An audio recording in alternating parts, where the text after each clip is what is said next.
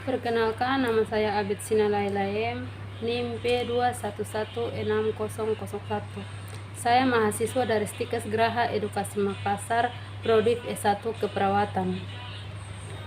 Baik, di sini saya akan menjelaskan sedikit tentang prinsip-prinsip anti korupsi.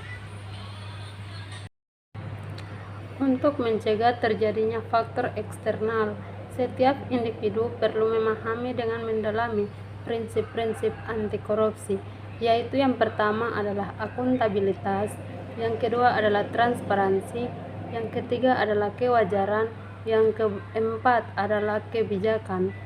Dalam kontrol kebijakan dalam suatu organisasi, institusi, atau masyarakat. Kebijakan anti korupsi ada 4 aspek. Aspek yang pertama adalah isi kebijakan. Kebijakan anti korupsi akan efektif apabila di dalamnya terkandung unsur-unsur yang terkait dengan persoalan korupsi. Aspek yang kedua adalah pembuat kebijakan. Komunis isi kebijakan yang terkandung pada kualitas dan integritas pembuatnya. Dalam aspek yang ketiga adalah pelaksanaan kebijakan. Kebijakan yang telah dibuat dapat berfungsi apabila didukung dari aktor-aktor penegak kebijakan, yaitu kepolisian, kejaksaan, pengadilan, pengacara, dan lembaga-lembaga bermasyarakat. Aspek keempat adalah kultur kebijakan. Eksistensi sebuah kebijakan terkait dengan nilai-nilai pemahaman, sikap, persepsi, dan kesadaran masyarakat terhadap hukum atau undang-undang anti korupsi.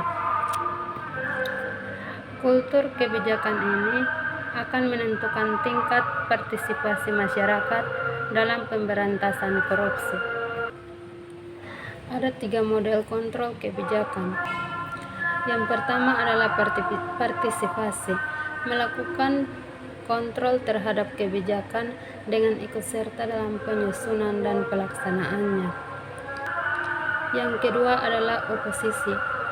Oposisi adalah mengontrolkan dengan menawarkan alternatif kebijakan baru yang dianggap lebih banyak. Dan yang ketiga adalah revolusi. Revolusi adalah mengontrol dengan menggantikan kebijakan yang dianggap tidak sesuai. Perbedaan kontrol terhadap kebijakan terkandung pada sistem yang terbangun dalam sistem demokrasi yang sudah mapan. Kontrol kebijakan tersebut dapat dilakukan melalui partisipasi dan oposisi.